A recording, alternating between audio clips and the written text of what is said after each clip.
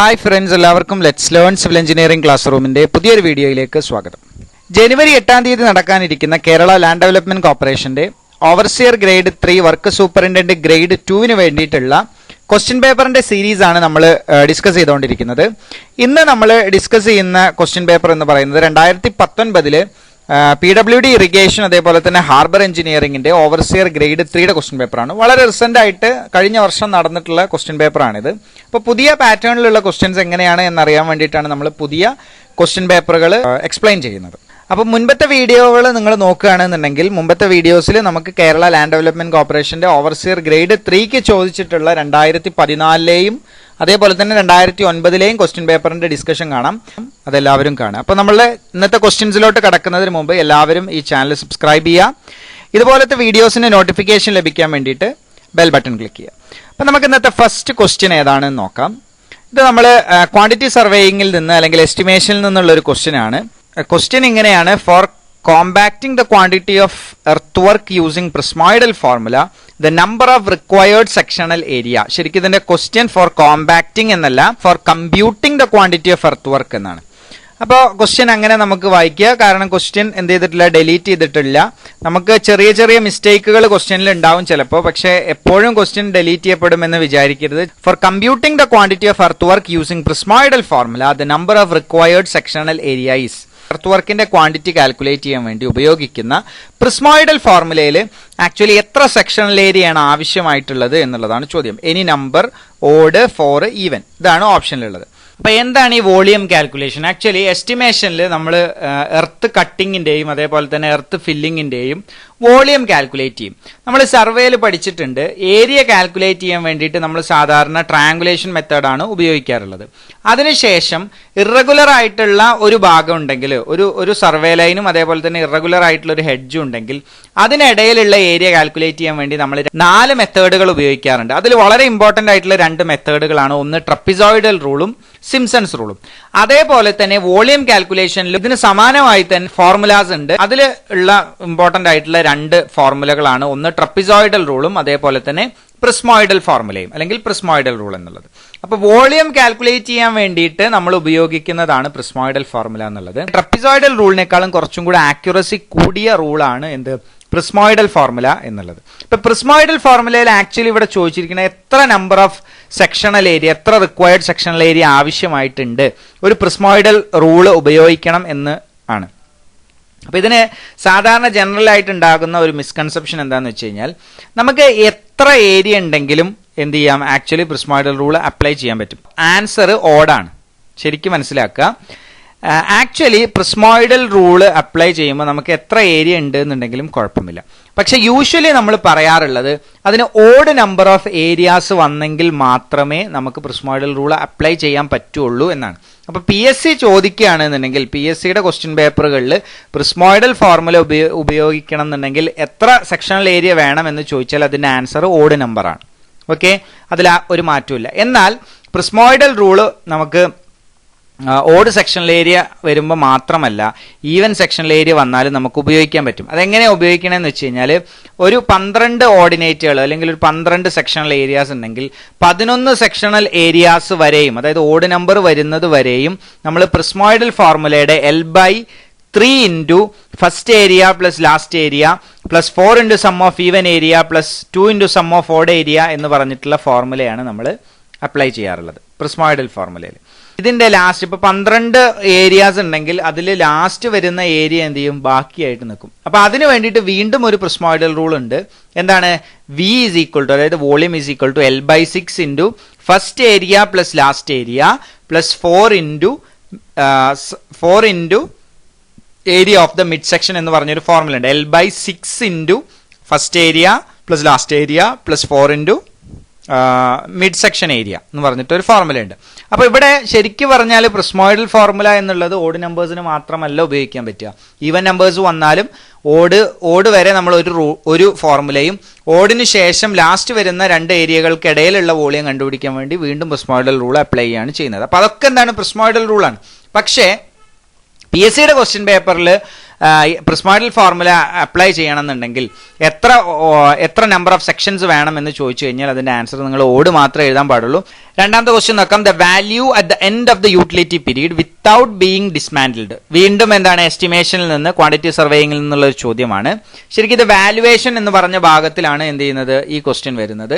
The value of the end of A utility period, ഒരു ബിൽഡിങ്ങിന്റെ അല്ലെങ്കിൽ ഒരു ഒബ്ജക്റ്റിന്റെ അല്ലെങ്കിൽ ഒരു വസ്തുവിന്റെ യൂട്ടിലിറ്റി പീരീഡ് തീർന്നു കഴിഞ്ഞാൽ അത് ഡിസ്മാൻഡിൽ ചെയ്യുന്നതിന് മുമ്പ് അതിനുണ്ടാകുന്ന വാല്യൂവിന് പറയുന്ന പേരെന്താണ് എന്നുള്ളതാണ് ചോദ്യം. ഇതിന്റെ ആൻസർ എന്താണ്? സാൽവേജ് വാല്യൂ എന്നാണ്. ശരിക്കും മനസ്സിലാക്കേണ്ടത് ഇവിടെ രണ്ട് കാര്യങ്ങൾ നമ്മൾ പഠിക്കാനുണ്ട്. ഒന്ന്, value of the end of utility period without being dismantled എന്നാണ് ഇവിടെ ചോദിച്ചിട്ടുള്ളത്. അതായത് ഡിസ്മാൻഡിൽ ചെയ്യുന്നതിന് മുമ്പ്, പൊളിച്ച് എടുക്കുന്നതിന് മുമ്പ് എത്രയാണ് വാല്യൂ ഉണ്ടാവുക, അതാണ് എന്ത് സാൽവേജ് വാല്യൂ. ഇനി വാട്ട് ഈസ് സ്ക്രാപ്പ് വാല്യൂ? ഈ കാറിനെ തന്നെ നമ്മൾ എന്ത് ചെയ്യാണ്, അതിനെ സ്ക്രാപ്പ് ആക്കി മാറ്റിയതിന് ശേഷം, അതായത് ഡിസ്മാൻഡിൽ ചെയ്തതിന് ശേഷം അതിന് കിട്ടുന്ന വാല്യൂവിനെയാണ് നമ്മൾ സ്ക്രാപ്പ് വാല്യൂ എന്ന് പറയാം. അപ്പൊ മനസ്സിലാക്കേണ്ടത് ഈ രണ്ട് ഡിഫറൻസ് ആണ്. ഡിസ്മാൻഡിൽ ചെയ്യുന്നതിന് മുമ്പാണെങ്കിൽ അതിന്റെ വാല്യൂ സാൽവേജ് വാല്യൂ, അത് ഡിസ്മാൻഡിൽ ചെയ്തതിന് ശേഷമാണ് എന്ന് പറയുകയാണെന്നുണ്ടെങ്കിൽ അത് സ്ക്രാപ്പ് വാല്യൂ ആണ്. ഓക്കെ, ഇനി എന്താണ് ബുക്ക് വാല്യൂ? ബുക്ക് വാല്യൂ എന്ന് പറഞ്ഞു കഴിഞ്ഞാൽ ഒരു പ്രോപ്പർട്ടിയുടെ വാല്യൂ നമ്മൾ എന്ത് ചെയ്യും, എല്ലാ വർഷവും അത് അക്കൗണ്ട് ബുക്കിൽ രേഖപ്പെടുത്തി വെക്കും. സോ അങ്ങനെ അക്കൗണ്ട് ബുക്കിൽ രേഖപ്പെടുത്തി വെക്കുമ്പോൾ നമ്മൾ ഓരോ വർഷവും അതിന്റെ ഡിപ്രീസിയേഷനും കൂടെ കാൽക്കുലേറ്റ് ചെയ്ത് അതിന്റെ ആക്ച്വൽ വാല്യൂയിൽ നിന്ന് എന്ത് ചെയ്യും, അതിനെ സബ്ട്രാക്ട് ചെയ്ത് വെക്കും. ആ വാല്യൂവിനെയാണ് നമ്മൾ ശരിക്കും ബുക്ക് വാല്യൂ എന്ന് പറയുന്നത്. അപ്പോൾ അക്കൗണ്ട് ബുക്കിൽ എത്രയാണോ ആ പ്രോപ്പർട്ടിക്ക് വാല്യൂ ഉള്ളത് അതിനെയാണ് നമ്മൾ ബുക്ക് വാല്യൂ എന്ന് പറയാം. ഇനി what is market value? Book വാല്യൂയിലുള്ള പോലെ ആയിരിക്കില്ല എന്ത് മാർക്കറ്റ് വാല്യൂ ഉണ്ടാവുക. ഇപ്പോൾ ഒരു പ്രോപ്പർട്ടി നമ്മൾ എടുത്തു, ആ പ്രോപ്പർട്ടിയുടെ ഡിപ്രീസിയേഷൻ കണക്കാക്കിക്കൊണ്ട് നമ്മൾ എന്ത് ചെയ്തു, വാല്യൂ എഴുതുന്നതിന് നമ്മൾ ബുക്ക് വാല്യൂ എന്ന് പറഞ്ഞു. ഇനി എന്താണ് മാർക്കറ്റ് വാല്യൂ? മാർക്കറ്റ് വാല്യൂ എന്ന് പറഞ്ഞു കഴിഞ്ഞാൽ ഒരു മെറ്റീരിയലിനെ നമ്മൾ എന്ത് ചെയ്യാണ്, സ്ഥലം വിൽപ്പനയ്ക്ക് വെക്കുക. ഒരു സ്ഥലമാണെന്ന് വിചാരിക്കുക, ആ സ്ഥലം നമ്മൾ എന്ത് ചെയ്തു, വിൽപ്പനയ്ക്ക് വെച്ചു.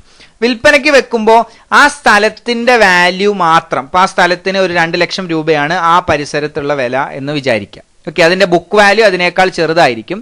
പക്ഷേ എന്താണ് മാർക്കറ്റ് വാല്യൂ എന്ന് പറയുന്നത്, ഇപ്പോൾ ഭാവിയിൽ അവിടെ അതിലൂടെ എന്ത് ചെയ്യണം, ഒരു NH നാഷണൽ ഹൈവേ വരുന്നുണ്ട്, അല്ലെങ്കിൽ ഒരു സ്റ്റേറ്റ് ഹൈവേ വരുന്നുണ്ട്, അല്ലെങ്കിൽ റോഡ് വരുന്നുണ്ട്, പുതുതായിട്ട് എന്ത് ചെയ്യുന്നുണ്ട്, ഒരു ഹോസ്പിറ്റൽ വരുന്നുണ്ട്.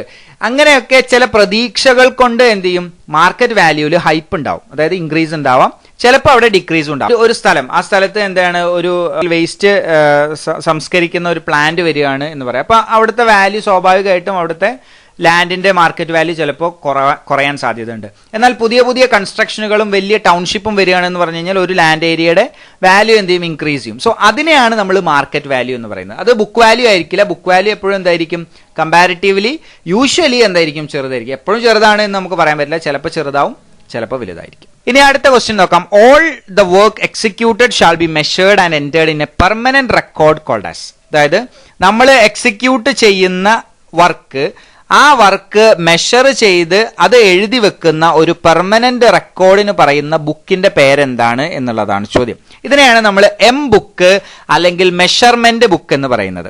നിങ്ങൾക്ക് ഈ ഫിഗറിൽ കാണുന്നത് മെഷർമെന്റ് ബുക്കിന്റെ ഒരു ഔട്ട്ലൈൻ ആണ്. അപ്പൊ മെഷർമെന്റ് ബുക്ക് എന്ന് പറഞ്ഞു കഴിഞ്ഞാൽ ഏതൊരു വർക്ക് നമ്മൾ എക്സിക്യൂട്ട് ചെയ്താലും ആ എക്സിക്യൂട്ട് ചെയ്ത വർക്കിന്റെ അളവുകൾ എഴുതി വെക്കുന്ന, മെഷർമെന്റ്സ് എഴുതി വെക്കുന്ന ബുക്കിനെയാണ് നമ്മൾ ബുക്ക് അല്ലെങ്കിൽ മെഷർമെന്റ് ബുക്ക് എന്ന് പറയുന്നത്.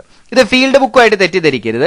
ഫീൽഡ് ബുക്ക് എന്ന് പറഞ്ഞു കഴിഞ്ഞാൽ ഫീൽഡിലുള്ള മെഷർമെന്റുകൾ എഴുതി വെക്കാൻ വേണ്ടിയിട്ടാണ് നമ്മൾ ഫീൽഡ് ബുക്ക് ഉപയോഗിക്കുന്നത്. ബാക്കി അതിന്റെ വർക്കുകൾ മുഴുവൻ ഓഫീസ് വർക്കായിട്ട് നമ്മൾ ചെയ്യും. നമ്മൾ സൈറ്റിൽ നിന്ന് എടുക്കുന്ന മെഷർമെന്റുകൾ എഴുതി വെക്കുന്ന ബുക്ക് മാത്രമാണ് എന്ത് ഫീൽഡ് ബുക്ക് എന്നുള്ളത്. പക്ഷേ സൈറ്റിൽ എക്സിക്യൂട്ട് ചെയ്ത വർക്കിന്റെ അളവ് പിന്നെ മാറ്റാൻ പറ്റാത്ത വിധം നമ്മൾ എഴുതി വെക്കുന്നതാണ് എന്ത് ബുക്ക് എന്ന് പറയുന്നത്. ഓക്കെ, ഇനി അടുത്ത ക്വസ്റ്റ്യൻ നോക്കാം. While submitting tender the contractor is to deposit 2% of the estimated cost as. അതായത് ഒരു കോൺട്രാക്ടർ ഒരു ടെൻഡർ സബ്മിറ്റ് ചെയ്യുമ്പോൾ ആ കോൺട്രാക്ടർ ആ എമൗണ്ടിന്റെ 2%, എസ്റ്റിമേറ്റഡ് കോസ്റ്റിന്റെ 2% ഡെപ്പോസിറ്റ് ചെയ്യണം. ആ 2% ഡെപ്പോസിറ്റ് ചെയ്യുന്ന എമൗണ്ടിന്, മണിക്ക് എന്ത് പേരാണ് പറയുക എന്നുള്ളതാണ് ചോദ്യം. ഇതിന്റെ ആൻസർ ഏണസ്റ്റ് മണി എന്നാണ്. ഈ ഡെപ്പോസിറ്റിനെ നമ്മൾ ഏണസ്റ്റ് മണി ഡെപ്പോസിറ്റ് എന്നാണ് പറയാം. ടെൻഡർ എന്ന് പറഞ്ഞു കഴിഞ്ഞാൽ നമ്മൾ എന്താണ്, ഒരു വർക്കിന് എസ്റ്റിമേറ്റ് നമ്മൾ പ്രിപ്പയർ ചെയ്തു. ആ വർക്കിന് എസ്റ്റിമേറ്റ് പ്രിപ്പയർ ചെയ്ത് കഴിഞ്ഞാൽ ആ വർക്ക് നമ്മൾ ടെൻഡർ ചെയ്യും. ടെൻഡർ ചെയ്യാന്ന് വെച്ച് കഴിഞ്ഞാൽ ആർക്ക് വേണമെങ്കിലും, ഏത് കോൺട്രാക്ടർക്ക് വേണമെങ്കിലും എന്ത് ചെയ്യാം, ആ വർക്ക് എടുക്കാം. അപ്പോൾ വർക്ക് എടുക്കുമ്പോൾ ആർക്കാണ്, ഒരുപാട് പേരുണ്ട് എന്നുണ്ടെങ്കിൽ ആർക്കാണ് ആ വർക്ക് കൊടുക്കുക? ആ വർക്ക് കൊടുക്കുന്നത് നമ്മൾ എന്താണ്, അയാൾ തന്നിട്ടുള്ള കൊട്ടേഷൻ പ്രകാരമാണ് നമ്മൾ വർക്ക് കൊടുക്കുന്നത്. അപ്പോൾ ഒരു 2 ലക്ഷം രൂപയുടെ ഒരു പ്രൊജക്റ്റ് ആണെങ്കിൽ, അല്ലെങ്കിൽ ഒരു 50 ലക്ഷം രൂപയുടെ പ്രൊജക്റ്റ് ആണ് എന്നുണ്ടെങ്കിൽ ഒരാൾ അതിന് 49 ലക്ഷം കോട്ട് ചെയ്തു, അടുത്ത ആൾ 48 ലക്ഷം രൂപ കോട്ട് ചെയ്തു എന്ന് വിചാരിക്കുക. ഒരേ വർക്കാണ്, അതിൽ 2 പേര് 2 എമൗണ്ട് കോട്ട് ചെയ്തു. ഒരാൾ പറയുകയാണ് ഞാൻ 49 ലക്ഷത്തിന് ചെയ്തു തരാം, മറ്റാൾ പറയുകയാണ് ഞാൻ 48 ലക്ഷം രൂപയ്ക്ക് ചെയ്തു തരാം, വേറെ ആൾ പറയുകയാണ് ഇത് 50 ലക്ഷം കൊണ്ട് നമുക്ക് ചെയ്യാൻ കഴിയില്ല, ഇത് 55 ലക്ഷം രൂപ ഉണ്ടെങ്കിലേ ഈ വർക്ക് ചെയ്ത് തീർക്കാൻ പറ്റുള്ളൂ എന്ന് പറയാമെന്ന് വിചാരിക്കും. അപ്പൊ നമ്മൾ എന്ത് ചെയ്യും? ഈ വർക്ക് സാധാരണ യൂഷ്വലി നമ്മൾ ചെയ്യുന്നത് എന്താണെന്ന് വെച്ച് കഴിഞ്ഞാൽ ഏറ്റവും ലോവസ്റ്റ് ആയിട്ട് കോട്ട് ചെയ്തിട്ടുള്ള ആളുകൾക്ക് എന്ത് ചെയ്യും? ആ ടെൻഡർ കൊടുക്കുകയാണ് ചെയ്യുന്നത്. സോ ഇങ്ങനെ ടെൻഡർ കൊടുക്കുന്ന സമയത്ത് അയാൾ എന്ത് ചെയ്യണം? ഒരു നിശ്ചിത എമൗണ്ട്, അതായത് പ്രിലിമിനറി എന്നുള്ള നിലക്ക്, തുടക്കം എന്നുള്ള നിലക്ക് എന്ത് ചെയ്യണം? അയാൾ ഒരു 2% ആ എസ്റ്റിമേറ്റഡ് കോസ്റ്റിന്റെ, 50 ലക്ഷം ആണെങ്കിൽ 50 ലക്ഷത്തിന്റെ 2% എന്ത് ചെയ്യണം? അവിടെ ഡെപ്പോസിറ്റ് ചെയ്യണം. ആ എമൗണ്ട് എന്ത് ചെയ്യണം? ഡെപ്പോസിറ്റ് ചെയ്യണം. അങ്ങനെ ഡെപ്പോസിറ്റ് ചെയ്തെങ്കിൽ മാത്രമേ അയാൾക്ക് എന്ത് ചെയ്യുള്ളൂ? ആ ടെൻഡർ വിളിക്കാനുള്ള, അല്ലെങ്കിൽ ടെൻഡറിന് കൊട്ടേഷൻ കൊടുക്കാനുള്ള അധികാരമുള്ളൂ. ആ 2% എമൗണ്ട് എന്ത് ചെയ്യണം? അവിടെ ഡെപ്പോസിറ്റ് ചെയ്യണം. ഇനി ഈ 2% എമൗണ്ട് കാലാകാലം അയാൾക്ക് പിടിച്ചു വെക്കുകയല്ല, മറിച്ച് ആർക്കാണോ ആ ടെൻഡർ കിട്ടുന്നത്, ആ ടെൻഡർ ആർക്ക് കിട്ടിയാലും ആ ബാക്കിയുള്ള കോൺട്രാക്ടേഴ്സിന്റെ അതുപോലെ തന്നെ അയാളുടെയും എന്ത് ചെയ്യും? ഈ ഏണസ്റ്റ് മണി തിരിച്ചു കൊടുക്കും. അപ്പൊ ഏണസ്റ്റ് മണി എന്നുള്ളത് ശരിക്കും പറഞ്ഞാൽ എന്താണ്? ഒരു സെക്യൂരിറ്റി ഡെപ്പോസിറ്റ് പോലെ നമ്മൾ ഒരാളിൽ നിന്ന് മേടിക്കുന്നതാണ്. ആ വർക്ക് ടെൻഡർ ചെയ്ത് കഴിഞ്ഞാൽ, ടെൻഡർ കംപ്ലീറ്റ് ചെയ്ത് കഴിഞ്ഞാൽ അയാൾക്ക് എന്ത് ചെയ്യും? ആ എമൗണ്ട് നമ്മൾ തിരിച്ചു കൊടുക്കും. ഓക്കെ, അപ്പൊ അതിനെയാണ് നമ്മൾ ഏണസ്റ്റ് മണി എന്ന് പറയുന്നത്. ഇനി പ്രോഫിറ്റ് മണി എന്ന് എന്താണ് പ്രത്യേകിച്ച് പറയേണ്ട ആവശ്യമില്ല, എന്താണെന്ന് പറയേണ്ട ആവശ്യമില്ല. വാട്ട് ഈസ് ക്യാപിറ്റൽ മണി? ഇത് വളരെ ഇമ്പോർട്ടന്റ് ആയിട്ടുള്ള ഒരു ടേമാണ്. ക്യാപിറ്റൽ മണി അല്ലെങ്കിൽ ക്യാപിറ്റൽ കോസ്റ്റ് എന്ന് പറഞ്ഞു കഴിഞ്ഞാൽ ഒരു പ്രോപ്പർട്ടി മേടിക്കാൻ വേണ്ടിയിട്ട് നമ്മൾ അതിൽ ഇൻവെസ്റ്റ് ചെയ്യുന്ന എമൗണ്ടിനെയാണ് നമ്മൾ ക്യാപിറ്റൽ മണി അല്ലെങ്കിൽ ക്യാപിറ്റൽ കോസ്റ്റ് എന്ന് പറയാം. ഓക്കെ, ഇനി 5ാമത്തെ ക്വസ്റ്റ്യൻ നോക്കാം. The estimated quantity of cement required in cement mortar 1:6 per cubic metre will be. 1 metre cube cement mortar ഉണ്ടാക്കാൻ വേണ്ടിയിട്ട് അതിന് ആവശ്യമായിട്ടുള്ള ക്വാണ്ടിറ്റി ഓഫ് സിമെന്റ് എത്രയാണ് എന്നുള്ളതാണ് ചോദ്യം. ഈ ക്വസ്റ്റ്യൻ ആക്ച്വലി ഡെലീറ്റഡ് ആണ്. ഇതിൽ ഒരുപാട് അസംഷൻസ് വരുന്നുണ്ട്, അതാണ് മെയിൻ ആയിട്ടുള്ള കാരണം. ഇപ്പൊ നമുക്ക് 1:6 റേഷ്യോയിൽ സിമെന്റ് മോർട്ടാർ പ്രിപ്പയർ ചെയ്യണം എന്ന് പറഞ്ഞാൽ അതിൽ ക്വാണ്ടിറ്റി ഓഫ് സിമെന്റ് എത്ര 1 മീറ്റർ ക്യൂബിൽ എന്ന് മാത്രമേ ചോദിച്ചിട്ടുള്ളൂ. ഈ 1 മീറ്റർ ക്യൂബ് എന്നുള്ളത് വെറ്റ് വോളിയം ആണോ അതല്ലെങ്കിൽ ഡ്രൈ വോളിയം ആണോ എന്ന് പറഞ്ഞിട്ടില്ല. യൂഷ്വലി നമ്മൾ കോൺക്രീറ്റ് എടുക്കുകയാണെന്നുണ്ടെങ്കിലും സിമെന്റ് മോർട്ടാർ എടുക്കുകയാണെന്നുണ്ടെങ്കിലും നമ്മൾ അവിടെ ഒരു സർട്ടൺ പെർസെൻറ്റേജ് വേസ്റ്റേജ് ആയിട്ട് കണക്കാക്കാറുണ്ട്. അപ്പോൾ ഇത് എന്താണ്, ഇതൊരു വെറ്റ് വോളിയം ആണെങ്കിൽ, ഇപ്പോൾ 1 മീറ്റർ ക്യൂബ് എന്നുള്ളത് വെറ്റ് വോളിയം ആണ് എന്നുണ്ടെങ്കിൽ അവിടെ നമ്മൾ വേസ്റ്റേജ് കണക്കാക്കിയ 54% ഇവിടെ വേസ്റ്റേജ് ഉണ്ട് എന്ന് വിചാരിക്കുക. അങ്ങനെയാണെന്നുണ്ടെങ്കിൽ total volume will be 1.54 metre cube ആവും. ഇങ്ങനെ 1.54 ആയാൽ അതിന്റെ 1/7 എന്താണ്? ആക്ച്വലി സിമെന്റ് ആണ് എന്നാണ് പറയുന്നത്. കാരണം 1:6 റേഷ്യോ എടുക്കുകയാണെങ്കിൽ 1 part of cement and 6 part of sand ആണ്. അപ്പോൾ ടോട്ടൽ റേഷ്യോ എടുക്കുമ്പോൾ മൊത്തം പാർട്ട് എത്രയുണ്ട്? 7 പാർട്ടുകളാണുള്ളത്. അതിൽ ഒരു പാർട്ട് എന്താണ്? സിമെന്റ് ആണ്. അങ്ങനെയാണെങ്കിൽ 1/7 ഇൻറ്റു അതിന്റെ വോളിയം ഇൻറ്റു സിമെന്റിന്റെ ഡെൻസിറ്റി എടുത്തു കഴിഞ്ഞാൽ നമുക്ക് ഏകദേശം 316 കിലോഗ്രാം എന്ന് കിട്ടും. അപ്പോൾ നമുക്ക് 6.36 ബാഗ്സ് ആണ് കിട്ടുക. അങ്ങനെ ഒരു ആൻസർ എന്തില്ല ഈ ഓപ്ഷനിലില്ല. ഇനി അത് മാത്രവുമല്ല, ഇപ്പൊ നമ്മൾ ഇവിടെ എടുത്തിരിക്കുന്ന കോഫാക്ടർ എന്ന് പറയുന്നത് 1.54 ആണ്. ഈ 1.54 അല്ലാതെ വേസ്റ്റേജിന്റെ വാല്യൂ കുറച്ചും കൂടെ കുറച്ചാണ് നമ്മൾ വിചാരിക്കുന്നത് എന്നുണ്ടെങ്കിൽ അതിന് സർട്ടൺ വാല്യൂ, ഒരു ഫിക്സഡ് വാല്യൂ നമുക്ക് പറയാൻ പറ്റില്ല. അത് ആക്ച്വലി എന്താണ്, അതിന്റെ ബൾക്കിങ്ങും അതേപോലെ തന്നെ എന്താ പറയുക, വോളിയം ഇൻക്രീസ് എന്ന് പറഞ്ഞാൽ വേസ്റ്റേജ് മാത്രമല്ല ബൾക്കിംഗ് ഉണ്ടാവും സാൻഡിന്. സോ അത് കാരണം എന്ത് ചെയ്യും? അതിന്റെ വോളിയം ഇൻക്രീസ് ചെയ്യും. അപ്പോൾ അങ്ങനെയാണ് എന്ത് ചെയ്യുന്നത്? ഈ വോളിയം ഇൻക്രീസ് കണക്കാക്കുന്നത്. സോ അതുകൊണ്ട് തന്നെ എന്ത് ചെയ്യും? ഈ വാല്യൂവിൽ മാറ്റം വരാം. അങ്ങനെ മാറ്റം വന്നാൽ സ്വാഭാവികമായിട്ടും ഇവിടെ സിമെന്റ് ബാഗിന്റെ എമൗണ്ടിലും മാറ്റം വരും. ഒരു പക്ഷേ ആ കാരണം കൊണ്ടായിരിക്കാം ഈ ക്വസ്റ്റ്യൻ ഡിലീറ്റ് ചെയ്തിട്ടുണ്ടാവുക എന്ന് വിചാരിക്കാം. ഓക്കെ, ഇനി അടുത്ത ക്വസ്റ്റ്യൻ നോക്കാം. In analysis of rate contractors profit is taken as. Contractors profit എത്രയാണ് എടുക്കുക എന്നുള്ളതാണ് ചോദ്യം അനാലിസിസ് ഓഫ് റേറ്റിൽ. നമുക്കറിയാം, ഇത് ഒരുപാട് തവണ നമ്മൾ ഡിസ്കസ് ചെയ്തിട്ടുള്ള ക്വസ്റ്റ്യൻ ആണ്. അപ്പോൾ മനസ്സിലാക്കേണ്ടത് ഇത്രയേ ഉള്ളൂ.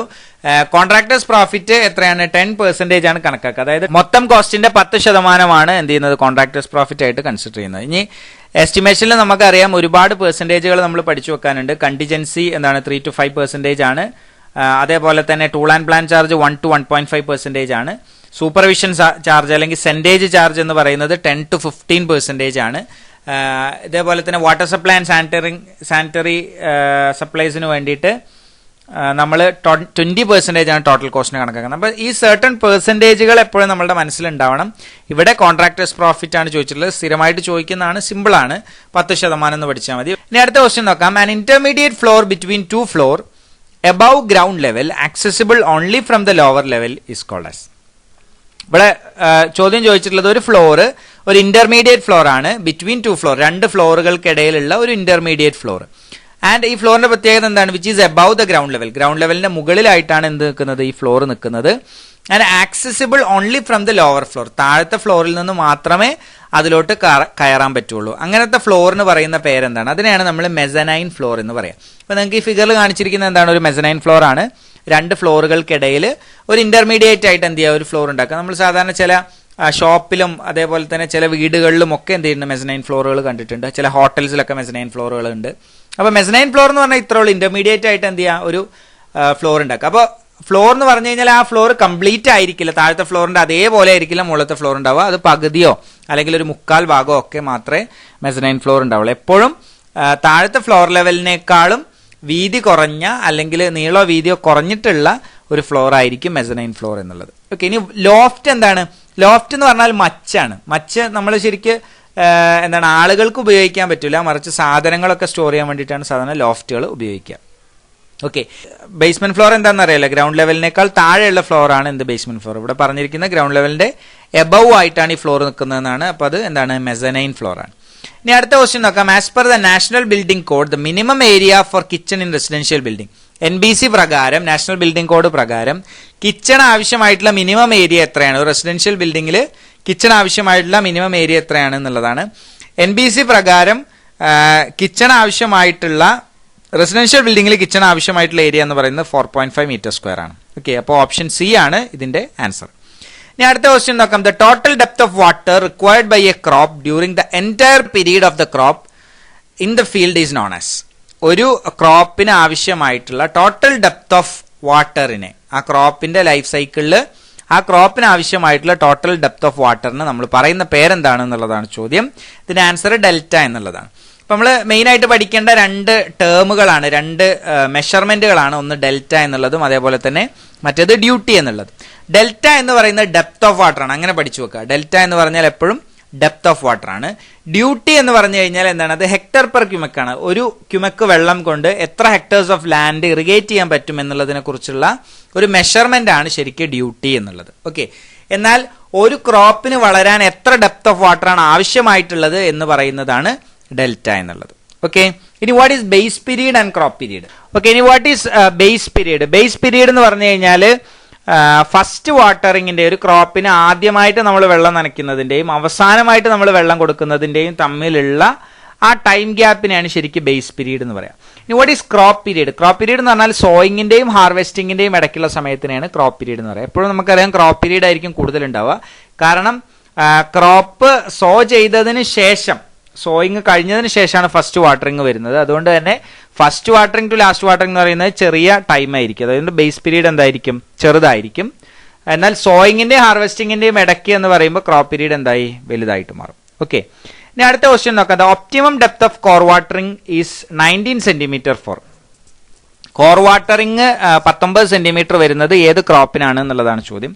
എന്താണ് കോർ വാട്ടറിംഗ് എന്ന് പറഞ്ഞു കഴിഞ്ഞാൽ? കോർ വാട്ടറിംഗ് എന്ന് പറഞ്ഞാൽ first water after sowing, sowing ചെയ്തതിന് ശേഷം, വിതച്ചതിന് ശേഷം നമ്മൾ കൊടുക്കുന്ന ആദ്യത്തെ വെള്ളമാണ് എന്ത്, കോർ വാട്ടറിംഗ്.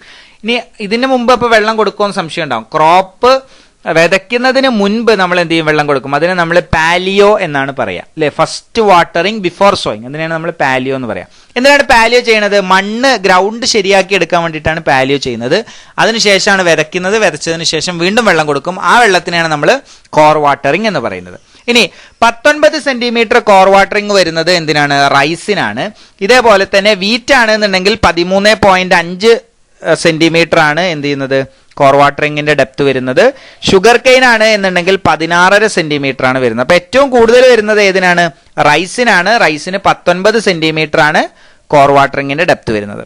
അപ്പൊ എല്ലാവർക്കും ഈ ഭാഗം മനസ്സിലായി എന്ന് വിചാരിക്കുന്നു. Thank you for watching the video.